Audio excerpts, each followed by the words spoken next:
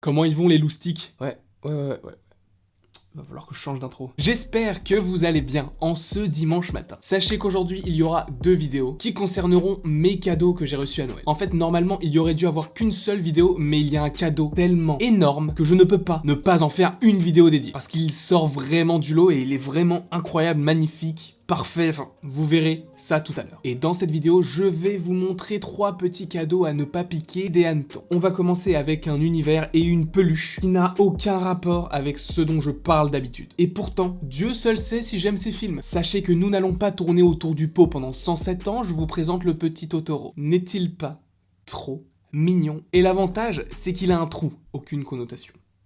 Aucune.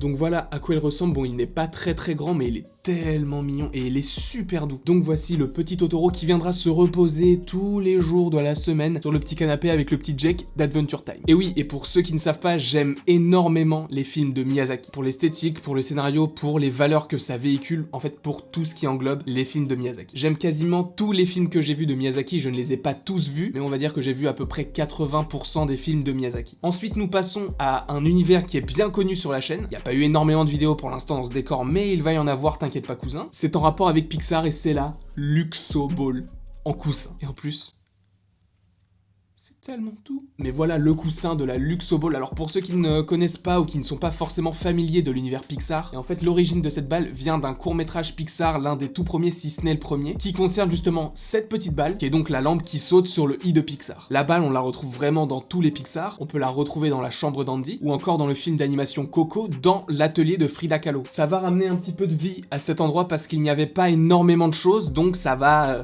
combler un petit peu ces petits manques. Encore une fois ici, dans la vidéo qui va suivre, donc à 14h, il va y avoir un truc de ouf. Et sachez que c'est quelque chose qui n'existe nulle part ailleurs. C'est quelque chose d'unique, donc restez à 14h. Ensuite, pour le dernier cadeau lié à la pop culture que j'ai reçu à Noël, c'est tout simplement une figurine pop. Et cette figurine pop-ci, j'en ai parlé dans une précédente vidéo parce que j'ai rangé une figurine pop de Thanos et il n'y avait pas assez de place.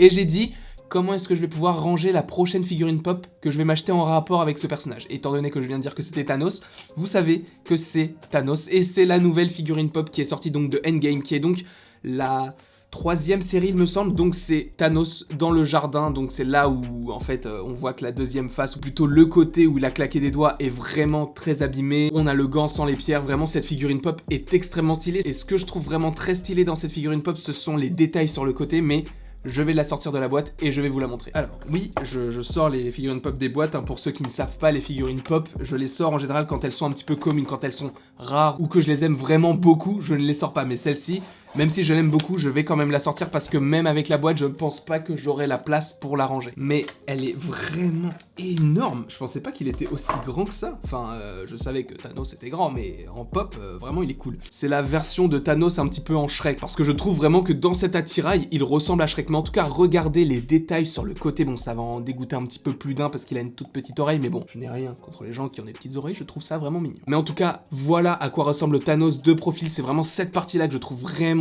très réaliste. Et pareil, hein, Funko, ils ont fait quelque chose d'incroyable pour le personnage. Et vous savez quoi? Pour la première fois sur la chaîne, nous allons changer de décor parce que je vais tout de suite la placer. J'espère que t'es prêt, mon con.